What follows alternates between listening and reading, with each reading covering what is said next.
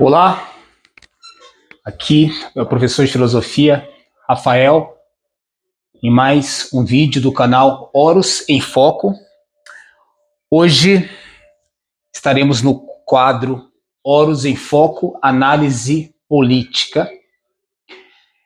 E é um tema atual, é um tema complexo, dependendo do ponto de vista, mas é um tema que a gente precisa falar. A gente precisa falar sobre fake news, sobre guerra da informação, sobre guerra de narrativas.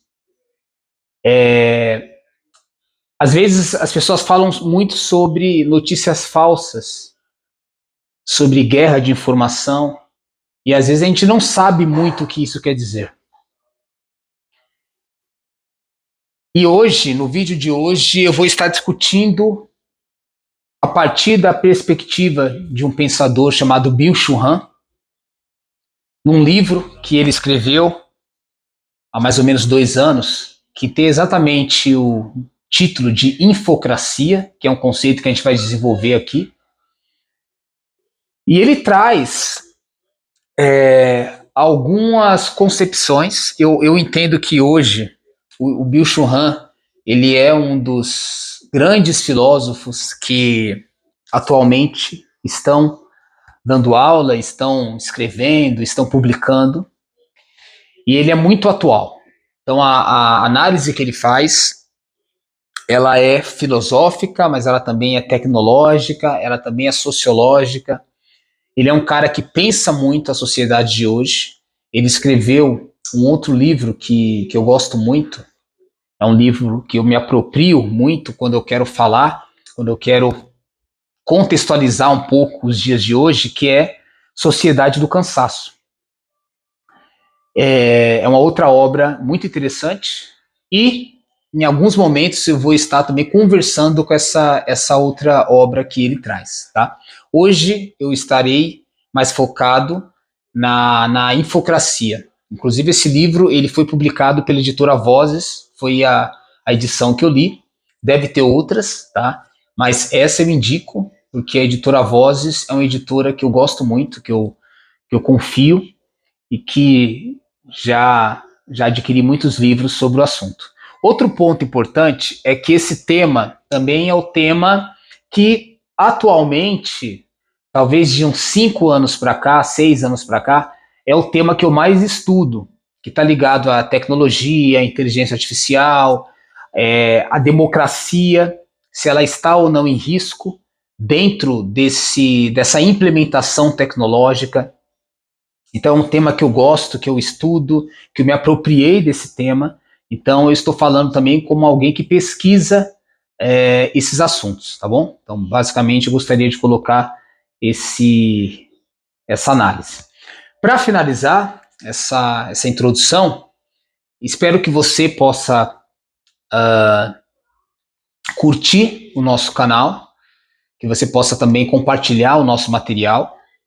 Lembrando que estamos aqui no YouTube, Horus em Foco. Também estamos no TikTok e no Instagram como Horus em Foco e no Facebook como Horus Horus. São as redes sociais que nós atuamos.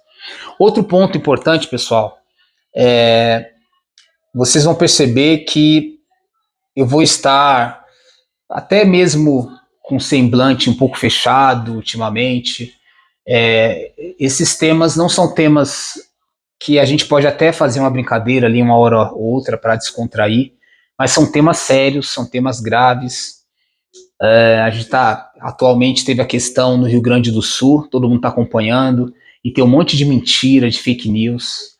E o importante hoje é que as pessoas possam ter maturidade e criticidade, que eu acho que é o mais importante, que é o que eu vou tentar também desenvolver aqui nesse vídeo, para você poder fazer uma análise e não acreditar em qualquer porcaria, em qualquer merda que as pessoas falam, tá? E é importante entender que meios de comunicação, como, assim, de grande proporção, também falam um monte de mentira, tá? Então, a gente tem que saber, o mais importante é que o nosso HD interno, para usar essa expressão, O HD ali é onde você tem no computador, no celular, aquele espaço para você, disco rígido ali para você guardar a informação. O nosso HD interno tem que ter espaço com informação de verdade, com conhecimento, com senso crítico. Senão a gente acredita em qualquer porcaria que as pessoas falam e a gente não tem embasamento para fazer uma análise mais crítica. Tem muita coisa que eu vejo aí na internet que se eu tivesse a oportunidade de conversar com essas pessoas frente a frente, eu desmontaria elas em questões de minutos, tá? Porque quando você tem embasamento, de verdade, o conflito ele não é só emocional. O embate hoje muito, ele está muito no campo emocional, né? Mas quando você vai para o campo das ideias, você vai percebendo que tem muita coisa sem embasamento, sem fundamento, sem historicidade, sem propriedade, tá? Sem fundamentação científica. Então, quando você faz uma pesquisa, quando você lê, quando você estuda, você consegue, com assim, de forma simples, olhar e falar, não, isso aqui não tem base, isso aqui não tem fundamentação, tá bom? Então, é um pouco isso. Vamos lá. Vamos para o primeiro slide. Pessoal, vocês vão perceber que são textos, né? Textos do próprio autor Byung-Chul Han. Eu vou tentar fazer o máximo possível para não ficar cansativo, mas eu vou estar lendo esses textos e vou estar explicando a minha leitura, a minha análise sobre esse texto. Provavelmente esse vídeo vai ser feito aí de duas partes, eu imagino, porque os textos são densos, são textos filosóficos, então eles não são tão fáceis de serem interpretados, tá? Então vou fazer esse exercício, eu penso mais para frente também fazer um curso com essas análises, é uma coisa que eu penso em fazer. Enfim, não é uma coisa ainda decidida, mas é uma coisa que pode acontecer. Então vamos lá. Byung-Chul Han, todos esses textos são do filósofo Byung-Chul Han no seu livro Infocracia. Então eu tirei o texto de lá e coloquei aqui, tá? É exatamente a citação do texto do autor. As mídias eletrônicas de massa destroem o discurso racional marcado pela cultura livresca. Produzem uma mediocracia.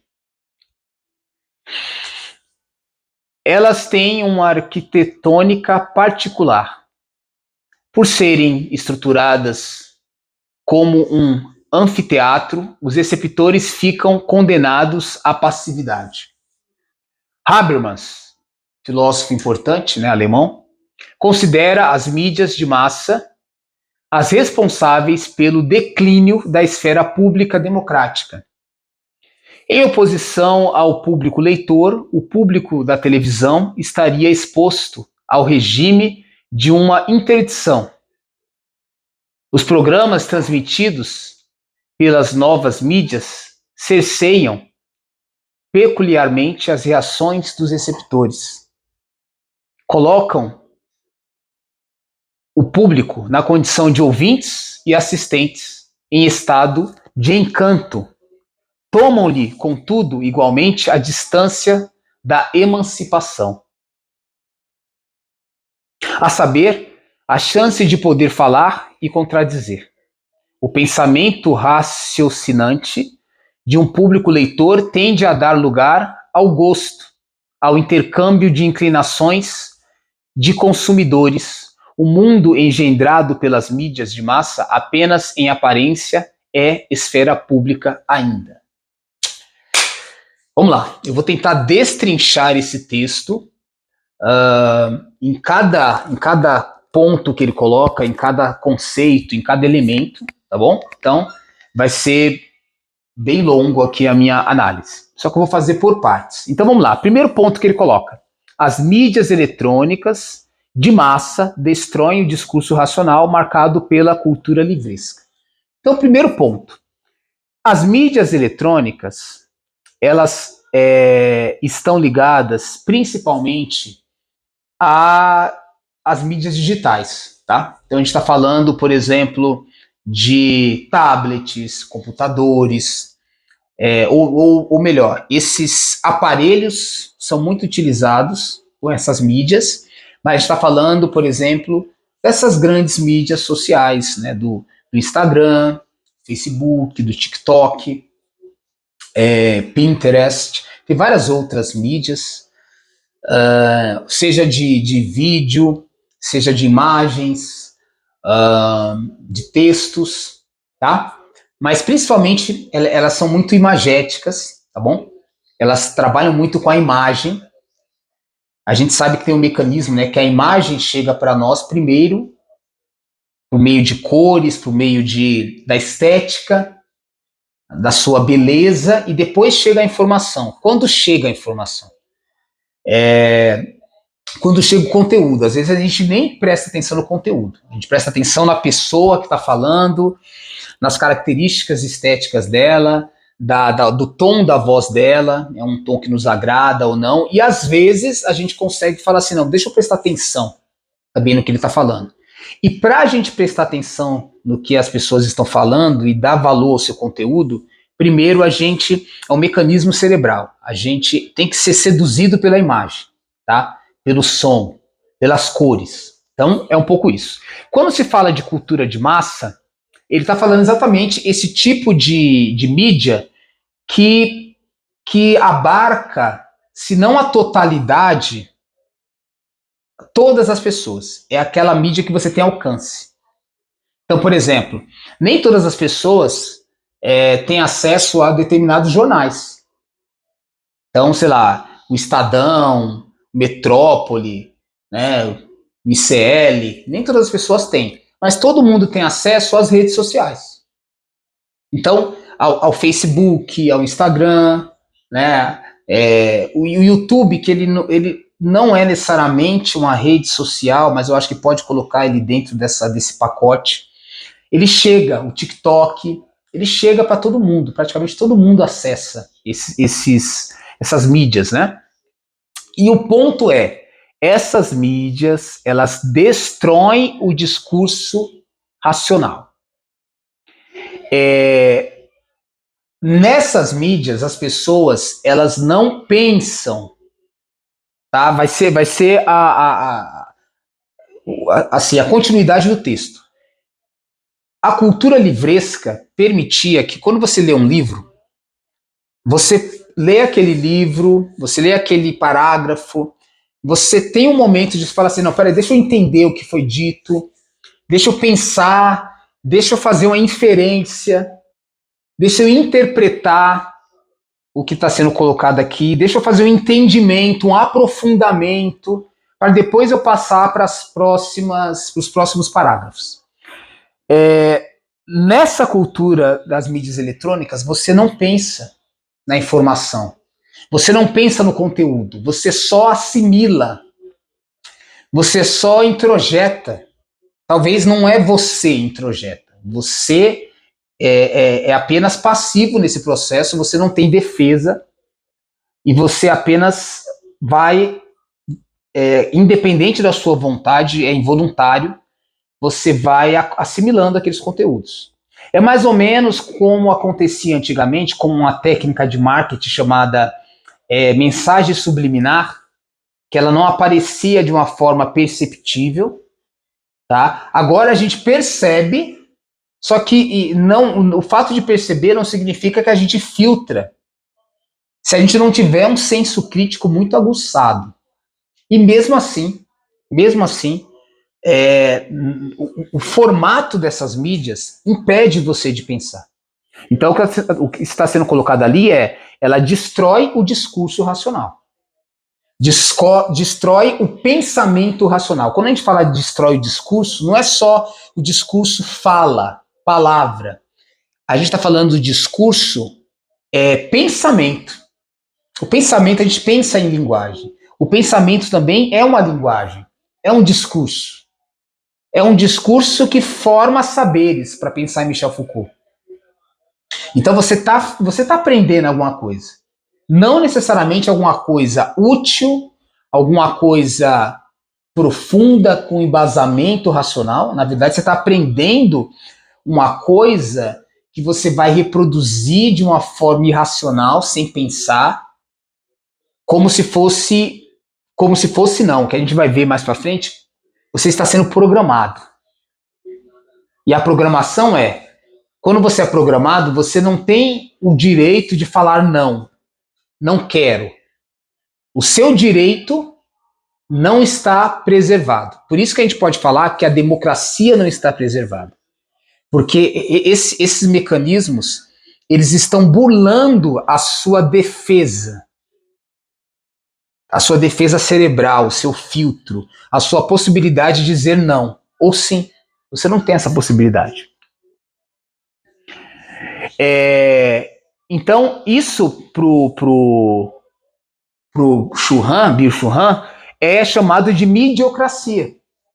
Tá? Tá vendo que ele tá brincando no bom sentido, né? Ele tá usando a palavra democracia, mediocracia. Então, é o poder das mídias. A palavra democracia deveria ser o poder do povo. A gente sabe que não existe democracia, na minha opinião. Não existe democracia. Nunca existiu democracia. E agora ela está mais em risco ainda. Para existir uma democracia, todas as pessoas têm que ter os mesmos direitos. A gente vive numa sociedade que algumas pessoas têm mais direitos do que outras. Os ricos, principalmente. Eles dominam, eles têm acesso a todos os direitos, enquanto as pessoas pobres, as chamadas minorias, não têm os mesmos direitos. Isso não é mimimi, é real. Tá? Quem tem segurança garantida, segurança pública garantida? Os ricos. Quem tem saúde garantida? Os ricos. Quem tem educação garantida? Riqueza garantida, emprego garantido? Tá? Então, poderia falar de outros direitos aqui, mas só para citar esses aí. Então ele continua, né? Elas têm uma arquitetônica particular, né? A sua arquitetura particular, porque está implícito na palavra do Bill Churran, essas mídias, elas pertencem a pessoas. Né? O Facebook, Mark Zuckerberg, o X, agora Twitter, ao Elon Musk. São essas pessoas, os algoritmos, a intencionalidade desses donos que vão instruir os seus programadores a regras algorítmicas de acordo com as suas ideologias, ao que tem que replicar mais, ao que tem que cercear. Eles trazem uma ideia de aparente liberdade, mas é mentira. Essas mídias pertencem a pessoas. São espaços que você entra, que você acha que você é livre, porque você abre uma conta, porque você faz ali um cadastro, e você pode publicar o que você quiser, mas qual é o alcance da sua publicação? É o mesmo alcance de todas as publicações? Eu tenho que impulsionar, eu tenho que monetizar, eu tenho que comprar. Tá bom, então, se for esses critérios, qual alcance você acha que vai chegar mais? A sua mensagem? A sua mensagem ou a mensagem de uma empresa, de uma pessoa poderosa, de uma influência digital dentro da sociedade? Tem o mesmo peso? As opiniões? As publicações? Não tem, tá? Por serem, aí ele continua, olha a arquitetura, né? Arquitetônica, por serem estruturadas como um anfiteatro, os receptores ficam condenados à passividade. Condenado. Os receptores, nós somos passivos. A gente não programa, a gente não interfere no que é disseminado, no que é veiculado. A gente só consome, tá? Somos receptores, passivos, pacientes, sem autonomia, sem intervenção, sem interferência. Ou seja, nós somos programados, tá? Porque isso está formando, está entrando lá no nosso HD interno. A primeira imagem que eu usei na introdução. Habermas considera as mídias de massa as responsáveis pelo declínio da esfera pública democrática. O Habermas, ele está falando lá do rádio, da televisão, do jornal. Ele nem estava falando necessariamente das mídias eletrônicas. Né? Eu nem posso dizer se na época do Habermas, para não cometer aqui nenhuma inverdade, se já tinha iniciado a internet, tá? Não vou entrar nesse mérito, mas o Habermas ele estava mais ligado às mídias, essas grandes mídias, como também o Noam Chomsky, né? Ele fala muito sobre a questão dessas mídias tradicionais. Ele está falando nessas mídias. Só que lá nesse lugar, você já tinha ali uma deteriorização da esfera pública, da democracia, da análise do discurso. Agora, esses processos foram aprimorados, foram aprofundados, foram intensificados.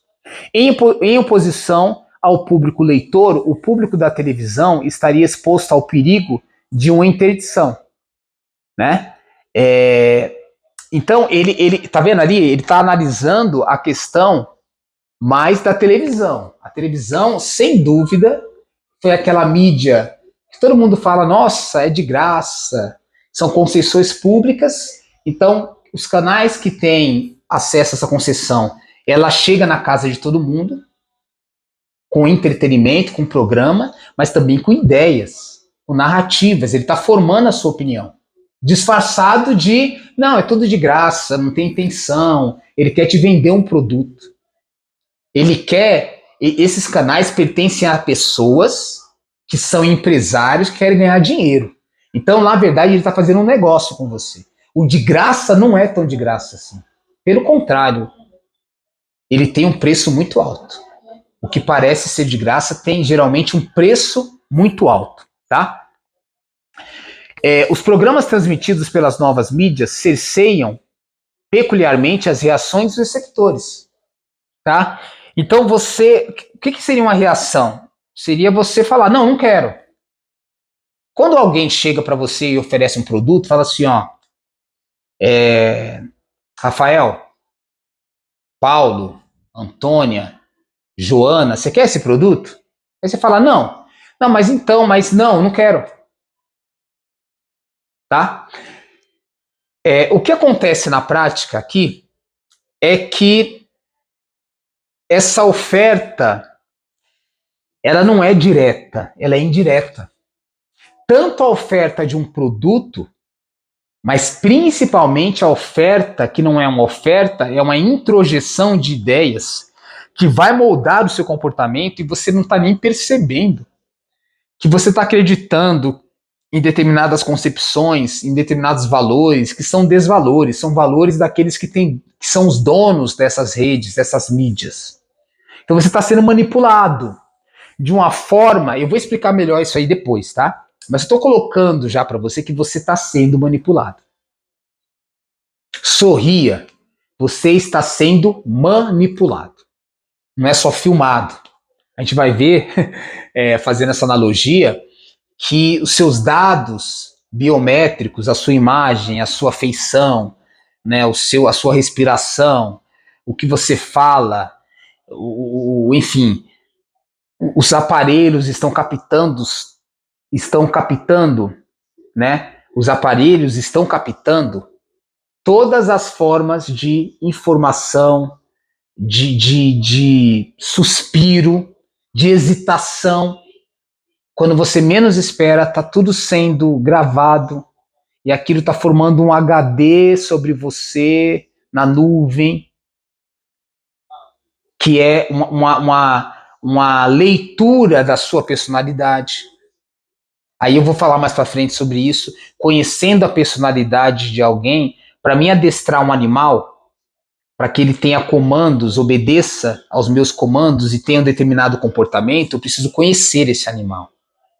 Para ir programando ele, para ir alterando ele, para ir condicionando ele de forma behaviorista, estímulo-resposta, reforço, né? Eu reforço alguma coisa, eu tiro, né, uma outra coisa, eu dou um prêmio, eu posso dar também ali uma punição, uma sanção, eu vou configurando a pessoa, o animal, da forma que eu quero, ou dando um petisco, dando ali um prêmio, ou tirando, ou proibindo, ou cerceando, ou punindo. E aí, com o tempo, eu vou vendo o que funciona mais, é a dor ou o prazer?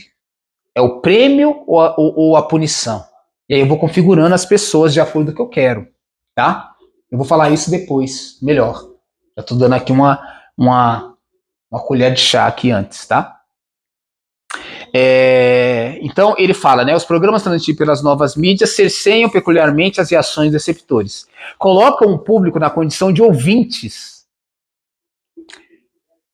e assistentes em estado de encanto.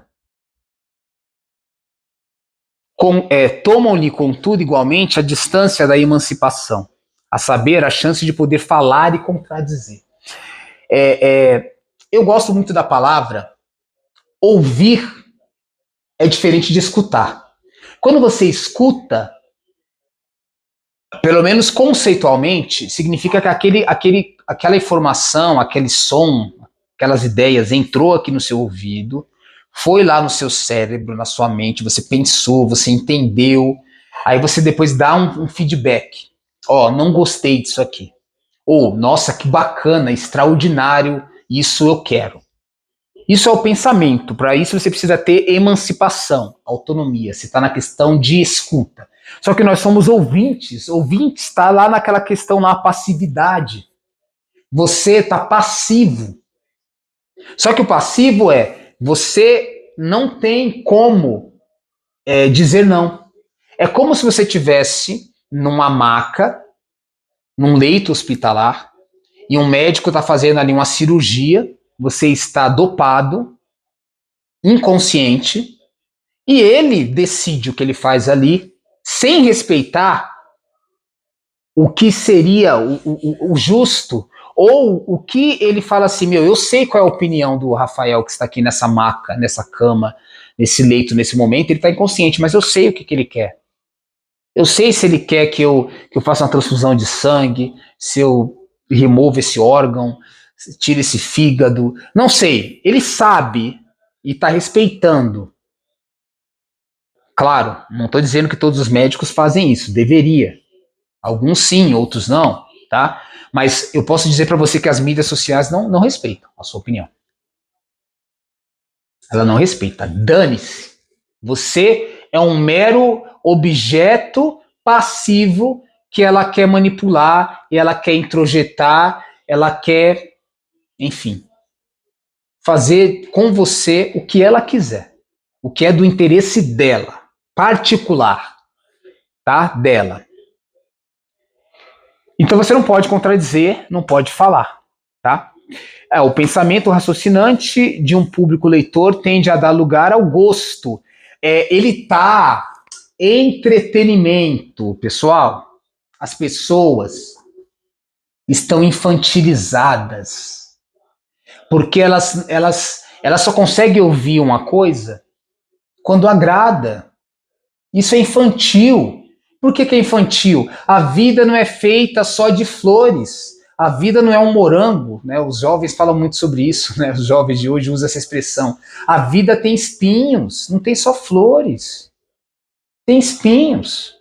E a gente tem que saber lidar com os espinhos. Os espinhos não são um problema, eles nos ensinam também a viver. Não é que você precisa levar uma facada para saber a dor de um corte. Não estou falando isso. Mas você pode receber um cortinho ali no dedo que você fala, pô, né, cara? Tomar cuidado com a faca. Só que você está recebendo uma facada por trás, desleal, e não está tendo a chance de se defender. É isso que está acontecendo. Tá? Por quê? Porque a gente está ficando muito infantilizado. A gente está muito ali na questão da dopamina. Eu estou ali nos vídeos do TikTok, aí eu assisti um pouquinho do vídeo, putz, eu não gostei dessa cara aqui dessa pessoa, já troco. Até onde eu estou gostando, eu vou deixando. E eu estou gostando da estética, do som, da brincadeira, da descontração, não da informação. Só que a informação ela está sendo passada. Sutil. Mas não é informação que eu posso digerir, que eu posso pensar, que eu posso ruminar e falar eu quero ou não quero. É informação que você não tem defesa para dizer sim ou não. Você só pode dizer sim. Porque, na verdade, você não pode dizer. Você foi interditado na sua possibilidade de recusar aquele processo, tá? Porque a gente fica consumindo entretenimento. Eu até entendo.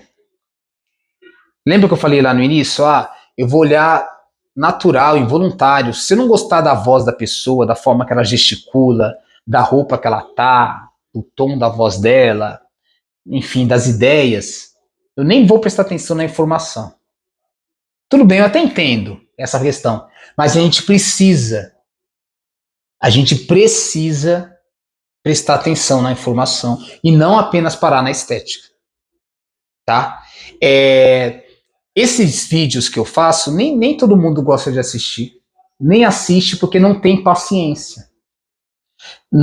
Muitas vezes o que eu estou falando aqui não está sendo muito agradável, não está entretendo. Depende, claro, se a pessoa gostar de informação, gostar da forma que eu conduzo, pode ser que ela fique um pouco mais. Mas o que eu estou colocando aqui não é entretenimento, é conhecimento. Só que as pessoas, para atingir, para chegar no conhecimento, elas precisam passar por um processo doloroso, ou pelo menos entender que você precisa, de alguns momentos, adquirir conhecimento sem necessariamente que ele tenha ali um prazer imediato acontecendo, que ele não esteja aguçando tanto os seus sentidos. Depois, essa informação, esse conhecimento, ele vai te dar um prazer. É como se fosse assim, para que eu tenha o prazer de me tornar médico, ganhar dinheiro como médico, ajudar as pessoas a obterem, recuperarem a sua saúde, para mim chegar nesse lugar, antes eu vou ter que estudar 8, 10, 12 anos, tá? Sem ganhar dinheiro, sofrendo, lendo livro, fazendo pesquisa, sem dormir à noite, fazendo plantão. Eu vou me lascar, mas é necessário para depois eu ter a minha gratificação. Só que as pessoas estão infantilizadas, elas querem gratificação imediata. Só que isso tem um preço, porque vai chegar a conta. Vai ter momentos que você não vai conseguir essa gratificação imediata, mas você está tão infantilizado que você não sabe esperar a recompensa, né? A recompensa posterior. Você só quer as recompensas atuais, imediatas. Isso é um infantilismo, isso é hedonismo, um conceito da cultura grega, está lá dentro da concepção estoica, epicurista, tá?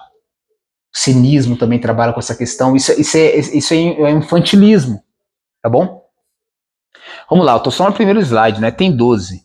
Eu nem vou ir muito adiante. Eu acho que eu vou ficar nesse próximo aqui, tá? Vou trazer mais essa versão e aí a gente encerra por hoje. Beleza? Então vamos lá. Na midiocracia, também a política se submete à lógica das mídias de massa. É a mesma lógica.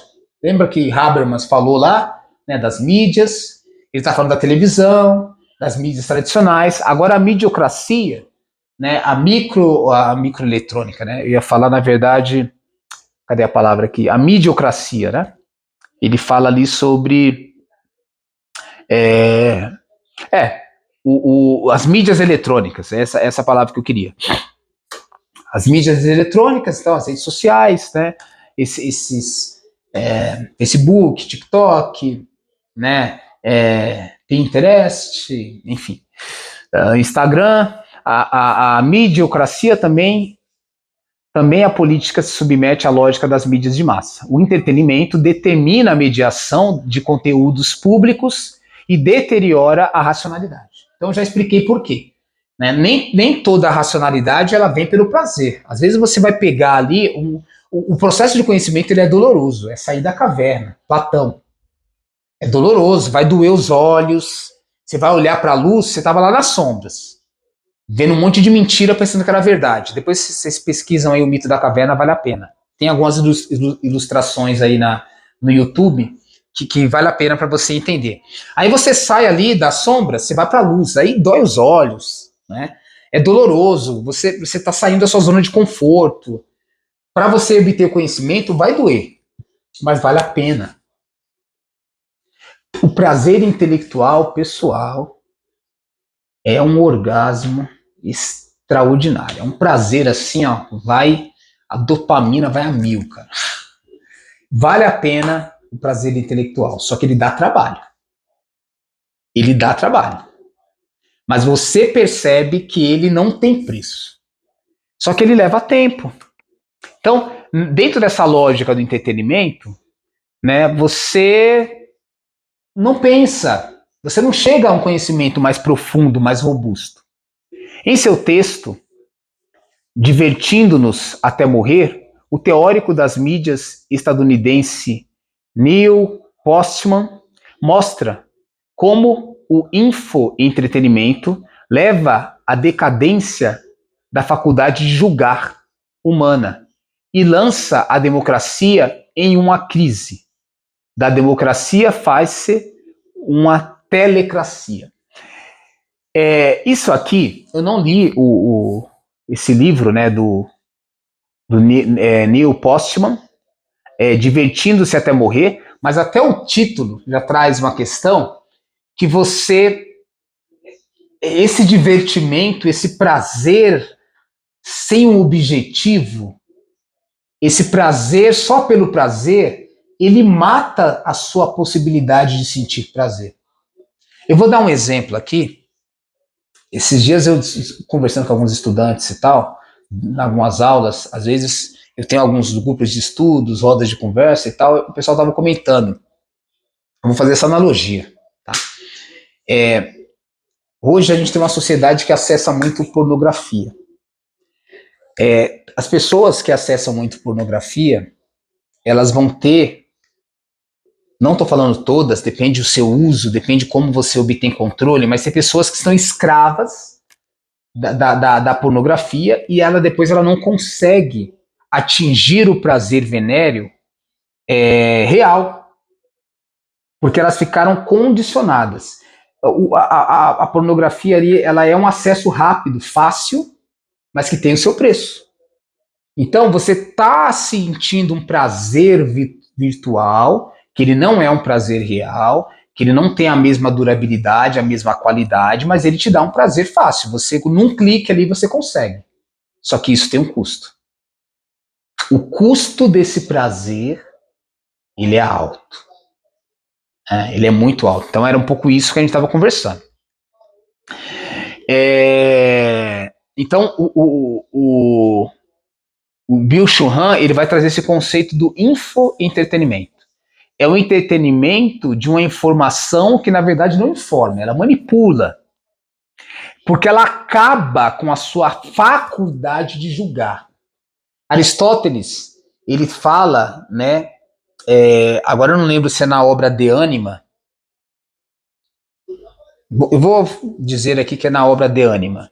De qualquer forma, eu não vou citar aqui de forma direta, mas ele fala que a capacidade de julgar, ela está associada a você ter ali um momento de discernimento, você analisa e aí você faz uma escolha.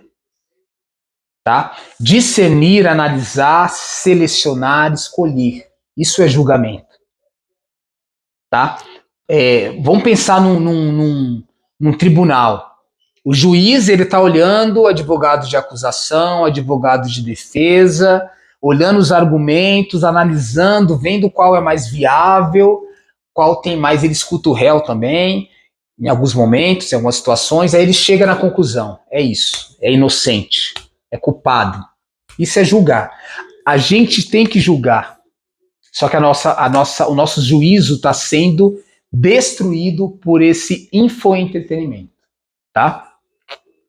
O entretenimento é o mandamento supremo ao qual também a política se submete. A política virou entretenimento. Não é só quando você vê ali, por exemplo, eu estava lembrando aqui de um humorista, o Tiririca. Quando o Tiririca foi candidato e ganhou, não é só ali que a política virou entretenimento. né? Pior do que tá não fica. Ele fazia um monte de gracinha, todo mundo dava risada. E já que a política é uma palhaçada mesmo, me perdoe os palhaços, né? Que eu tô falando aqui no sentido pejorativo, porque o palhaço, a arte do palhaço é uma coisa incrível, tá? Eu nem deveria talvez utilizar dessa forma pejorativa, porque não é. Né? Divertir alguém de verdade, você tem que ter uma inteligência, saber fazer ironia, saber como brincar de forma não ofensiva. Então a arte, né, do palhaço, ela é incrível, ela é uma sabedoria espetacular. Então, nesse caso aí, o Tiririca não estava sendo um palhaço, né? Ele estava sendo um fantoche. Inclusive, ele foi colocado ali como um chamariz de conseguir mais votos, muitos votos, para levar outras cadeiras dentro de um processo de coeficiente eleitoral. Existe todo um cálculo. Então ele foi utilizado ali para ele levar outras pessoas para o Congresso. Então, tipo assim, o que está sendo colocado é a política, ela também se aproveita disso, mas não só quando o Tiririca está lá.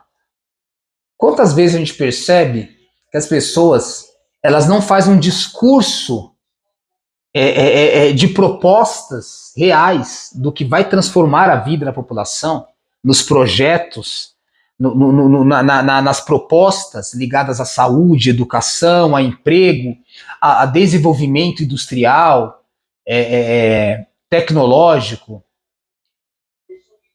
As pessoas, como é que vai ser o acesso ao crédito, os juros vão cair, né? Eles não fazem essa discussão que realmente é do nosso interesse e eles ficam em ofensas, um atacando o outro, um falando da mulher do outro, se a mulher do outro é bonita, a minha é bonita, a sua é feia, sabe, fica um nível que nem nível é.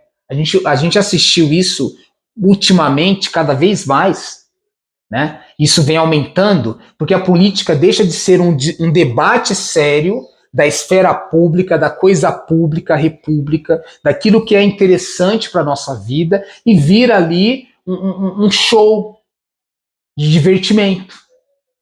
Né? Aí, quando o debate vira um show de divertimento, você não vai poder cobrar nada do seu candidato, porque ele não propôs nada.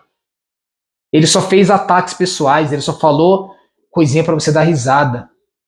Né? Que é uma forma de desviar a atenção para o foco real, discutir os problemas da nossa sociedade e propor soluções factíveis que podem ser aplicadas. Né? No lugar de empenhar-se por conhecimento e percepção, surge o negócio da diversão. É divertir, é dar risada, é entretenimento, é infantilismo. Eu esqueço das coisas reais. Né? A consequência disso é a decadência rápida da faculdade do juízo humano.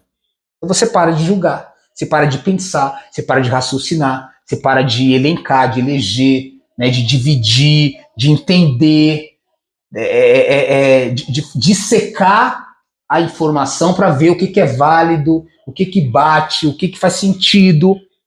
Né? As pessoas elas introduzem nela uma ameaça inequívoca, tornar-nos imaturos ou permanecermos na imaturidade, infantilizados. Infantil não é só uma questão etária, é uma questão de idade, uma questão de você ter mais de 30, 40 anos. Né? Imaturidade está também no pensamento, na sua capacidade de pensar.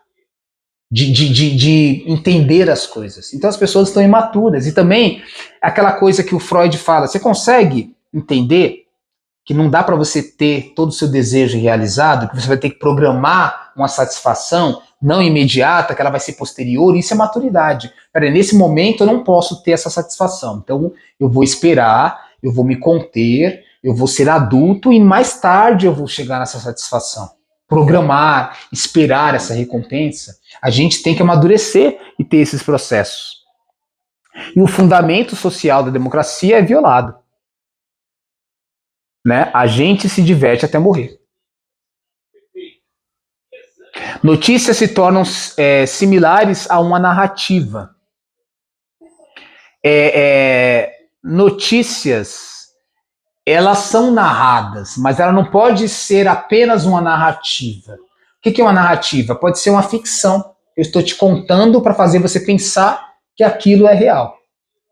Às vezes eu pego um dado real, mas a narrativa que eu faço é totalmente um entretenimento, não é informação de verdade, né, consistente. A base da fake news está aí. É na forma e não no conteúdo. E às vezes o conteúdo ele é ridículo, mas a forma chama atenção. A pessoa que está falando é a pessoa que eu confio, que eu dou credibilidade, e muitas vezes são canalhas, são pessoas sem caráter, sem índole, sem comprometimento com a informação, mas eu confio, ela conseguiu conquistar a minha confiança porque eu não tenho embasamento, eu não tenho criticidade para fazer um crivo de quem eu devo confiar. A distinção entre ficção e realidade desaparece. Habermas também remete ao infoentretenimento em suas consequências destrutivas para o discurso. Notícias e reportagens, até mesmo posicionamentos, são dotados com um inventário oriundo da literatura e do entretenimento. Né? Eu não vejo problema em a gente trazer ali uma estética da informação. Só que a informação, o conhecimento, o fato, ele não pode apenas se transformar numa forma de entreter, porque e aí você para só na forma e esquece da informação, do conteúdo, e aí você para de conhecer a realidade tal como ela é e começa a viver uma realidade paralela. Isso é muito perigoso. Quantas pessoas falam, acreditam em absurdos que são desinformação, porque ela não tem criticidade, o seu juízo, o seu raciocínio foi declinado, foi eliminado, foi destruído. E aí, meu querido, minha querida, ela acredita em qualquer merda, porque a estética prende. Ela é seduzida pela estética vazia. Tá? Então, é isso. Só fiquei em 2 slides, 2 textos, mas eu procurei aí aprofundar o máximo a densidade do texto, que é muito rico, né? E a gente vai continuar parte 2 nesse texto, tá bom? Então, o tema aqui, ó, infocracia e fake news, guerra de narrativa e guerra da informação, e nós paramos aqui, né, no segundo slide, tá bom? Iremos para o terceiro no próximo vídeo e vamos fazer uma sequência bem interessante. Eu vou terminar esse texto antes de passar para um outro, que eu acho que está bem bacana. Então, ficamos por aqui hoje. Espero que vocês que possam acompanhar aí a reflexão, gostem, compartilhem, deixe aí seus comentários, também seu like, se você assim entender que é positivo, tá bom? Hoje ficamos por aqui, então. Né? Horus em foco, o sol da origem infinita.